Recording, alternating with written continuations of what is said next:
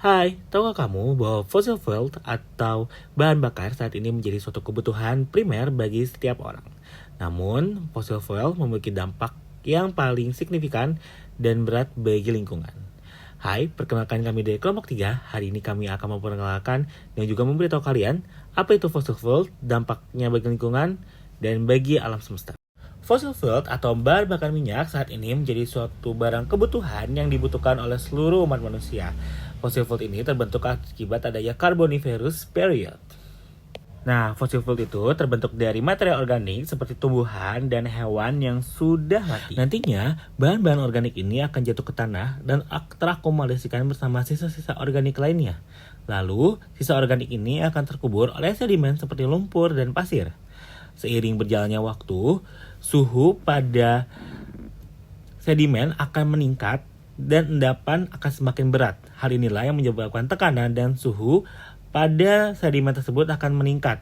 Inilah yang mengubah molekul menjadi lebih sederhana yang disebut hidrokarbonisasi yang mengubahnya menjadi coal, oil, dan natural gas. Hingga kini, minyak masih menjadi kebutuhan utama bagi kita untuk digunakan dalam kehidupan sehari-hari dan juga menjadi sumber berkah sekaligus menjadi sumber konflik dimanapun ia berada. Tetapi, apakah minyak di dunia ini yang kita gunakan sehari-hari tersebut akan habis? Jika ya, kapan itu akan terjadi? Suatu analisis mengatakan bahwa kita telah melewati puncak produksi minyak di dunia pada tahun 2008 lalu. Diperkirakan, produksi minyak di dunia akan terus menurun setelah tahun 2008 tersebut, dan hanya akan mampu memenuhi kebutuhan kita untuk 40 hingga 50 tahun ke depan saja. Prediksi ini juga sudah memperhitungkan kemampuan produksi negara-negara dengan cadangan minyak besar seperti Arab Saudi, Irak, Uni Emirat Arab, Kuwait, dan juga Iran. Analisis lain mengatakan bahwa produksi minyak di dunia tidak akan pernah habis dalam puluhan hingga ratusan tahun ke depan. Itu diperkirakan karena teknik pengeboran minyak kita yang akan semakin bisa mencapai tempat yang jauh lebih dalam dari teknologi pengeboran kita sekarang. Ini juga didukung oleh pandangan ekonomi yang mengatakan bahwa saat produksi minyak kita semakin terbatas, kita akan mencari teknologi yang jauh lebih hemat minyak sehingga stok minyak kita pun akan tetap ada. Tetapi, terlepas dari itu semua, keperluan menggantikan minyak dengan energi lain yang jauh lebih bersih dan dapat diperbaharui merupakan sesuatu yang mendesak bagi kita. Ini berawal dari keinginan kita untuk mengurangi pencemaran lingkungan hingga ketergantungan kita pada negara lain. Tapi ini jelas tidaklah mudah karena semua aspek kehidupan kita telah menggunakan minyak sebagai sumber energinya. Dan tentunya akan sangat sulit untuk menggantikannya dengan energi lain dalam waktu yang singkat. Ya, sekalipun kita tahu bahwa kita pun harus menghemat penggunaan minyak kita sekarang dan berganti ke energi lainnya. Tetapi, mungkin sementara ini kita bisa mencontoh tukang bakso daerah rumah kita yang terus bisa berkeliling tanpa menggunakan minyak.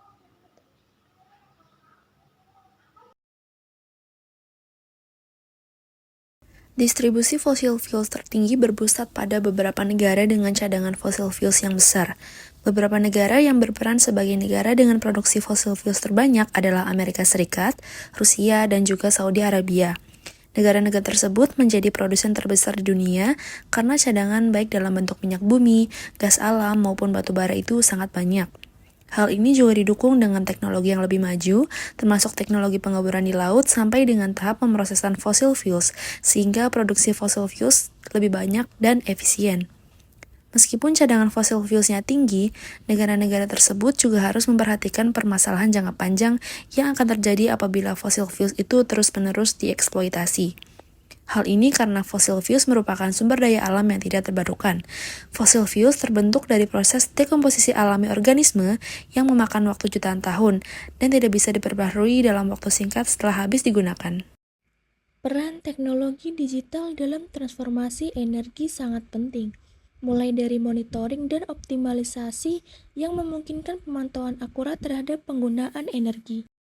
Adanya sistem pemantauan dengan sensor untuk mengukur produksi energi dari panel surya dan penurunan kinerja yang memerlukan perbaikan.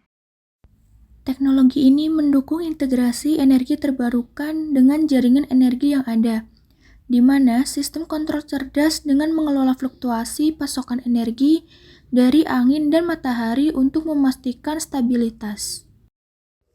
Misalnya, energi yang dihasilkan oleh panel surya atau turbin angin saat produksi berlebih dapat disimpan menggunakan baterai dan digunakan saat produksi menurun. Selain itu, teknologi digital memungkinkan prediksi dan analisis yang lebih baik terkait permintaan energi, pola konsumsi, dan harga energi. Pengembangan jaringan energi cerdas dengan perangkat seperti sistem manajemen energi yang terhubung secara online memungkinkan pengelolaan jaringan distribusi energi yang lebih efisien. Teknologi digital mendukung mobilitas berkelanjutan melalui kendaraan listrik dan infrastruktur pengisian daya yang cerdas, memungkinkan optimalisasi rute, pengisian daya efisien, dan manajemen fluktuasi permintaan daya listrik, seperti kendaraan listrik yang mengurangi ketergantungan pada bahan bakar fosil dan emisi gas rumah kaca.